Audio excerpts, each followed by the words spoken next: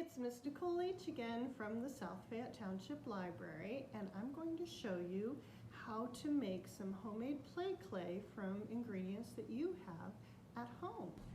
Hi, first you need 1.5 cups of cornstarch, 1 tablespoon of white vinegar, 1 tablespoon of baby oil, and then you're going to do 1 teaspoon of lotion, any kind of lotion, and then mix really well. Now this took a lot longer, it's sped up. Then you add 1 cup of glue. I use the clear glue. The recipe calls for white glue, but I think either kind will work for you. And then you need to really mix it well.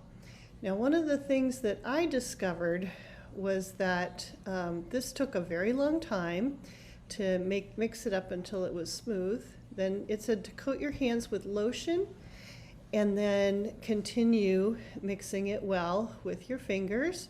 But it was really goopy. It really coated up my fingers a lot.